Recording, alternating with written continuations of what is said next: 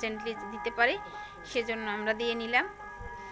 এরপর হলো তাহিরি, তোমার ঘড়িটা কিন্তু রিমুভ করা উচিত ছিল, যেটা আমাকে আমার স্টুডেন্টরা ধরবে। যাই হোক, তোমার হাতে রয়ে গেছে। আর হচ্ছে পেশেন্টটাকে প্রোপটাপ করে রাখতে হবে 20 থেকে 30 মিনিট। এর মাঝে কোনো এক্সরে হলেও করা যাবে না, অন্য কোনো প্রসিডিউর করা। আসসালামু আলাইকুম। আজকে হচ্ছে আমরা একটা এনজি টিউব করব পেশেন্টদের, এবং হচ্ছে সেই এনজি টিউবে কী কী লাগবে আমাদের, কী কী প্রসিডিউরের জন্য, সেটা আমরা দেখাবো। তো আমরা এখানে কি নিয়েছি, আমরা নিয়েছি গ্লাভস আছে এখানে, তারপর ফিক্স করব যেটা দিয়ে নিয়ে, সেটা লিকোব্যান্ড আছে দেখো, হ্যাঁ, তারপর সিরিঞ্জ 50 সিসি সিরিঞ্জ, ড্যাসোফিন জেলি, এনজি টিউব, হেক্সিসল, আর আছে আমাদের স্টেথোস্কোপ। এই যে এখন কথা হলো যে এনজি টিউবের আগে আমরা কি কি করব। প্রথমত হলো পেশেন্টের পজিশন করব। কি পজিশন করব? অফকোর্স আমরা পজিশন করব সেমি ফাউলার্স প্রথমত, নয়তো হাই ফাউলার্স, নাহলে সিটিং পজিশন। এই তিনটা যে কোনো একটা পজিশন কনসাস হয়। আমরা কি এক্সপ্লেন করব পেশেন্টকে যে আমরা কি করতে যাচ্ছি সেইটা। আইসিইউ ম্যাক্সিমাম পেশেন্টই আনকনশাস থাকে, তো আমাদের এইটা ভেরি করবে পেশেন্টের কনসাস লেভেলের উপর, বলতে হবে কি করতে যাচ্ছ সেইটা। আর হচ্ছে পজিশন ঠিক করে নেব পেশেন্টের, এর আগে তার ওয়ার্ডে যখন ছিল এনজি করা ছিল কি না, কারণ কি আমরা যে পাশে এনজি ছিল সেই সাইড থেকে আমরা অপোজিট সাইডে এনজি করব।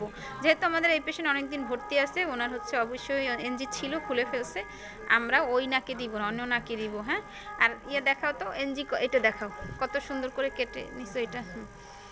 এই জিনিসটা হচ্ছে কি ওয়ার্ডে হয় না, অনেক জায়গাতেই হয় না। আমরা এই সাইজের করে মাঝখান থেকে কেটে নিব, যেটা ফিক্স করব এনজি টিউবের জন্য। এই জিনিসটা মাথায় রাখ। পেশেন্টকে তো আমরা ওভাবে দেখাতে পারি না, তো আমরা পেশেন্টের পজিশন অলমোস্ট করে ফেলছি, করব এখন, করা শেষ বলতে গেলে।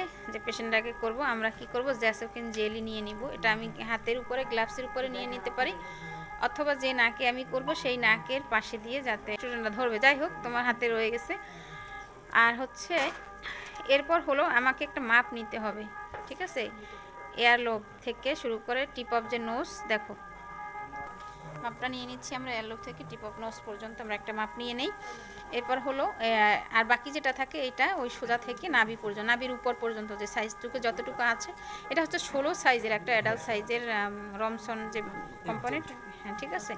এটা তো যেহেতু ফিমেল পেশেন্ট 145 সেন্টিমিটার আমাদের মাপে আসছে, তো আমরা এটাকে এখন ইনসার্ট করব।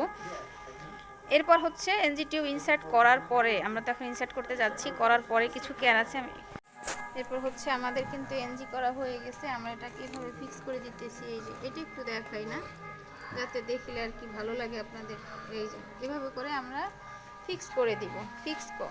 তার আগে একটু বলে নিই, আমরা টেস্ট করেছি। এনজিটা করার পরে আমরা কিভাবে টেস্ট করব।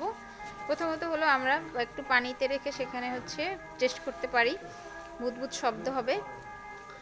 আর হচ্ছে এটা দিয়ে আর একটা হচ্ছে টেস্ট আছে, লিটমাস পেপারে দিলে কালার চেঞ্জ হয়। আর একটা টেস্ট হলো সহজ, যেটা সবসময় করা হয়, যে স্টেথোস্কোপ দিয়ে আমরা ফিল করি। হ্যাঁ, স্টোমাকের যে মিডল যে পার্ট বডিতে, সেখানে আমরা ফিল করি। আর হলো তোমার লাস্ট যে একটা আছে কি, এক্সরে করতে হয়। তো এটা একটু আমাদের দেশের জন্য ব্যয়বহুল, প্রতিটা পেশেন্টের এরকম তো এক্সরে করা ওটাও পসিবল না, তো সেইটা হচ্ছে। তাই এদিকে আসো, তোর ওদিক শেষ। এখন হচ্ছে আমরা পেশেন্টের কি কি টেস্ট ফিট দিতে হয় আমাদের, আমরা কি করব, 50 ml পানি দিয়ে আমরা টেস্ট করি। প্রথমত এটা 3 বার হতে পারে 2 বার, যেভাবে ইনস্ট্রাকশন থাকবে, যে এটা যদি টলারেট হয় তখন আমরা যে অ্যামাউন্ট ফিড পাবে সেই ফিড আমরা দিব।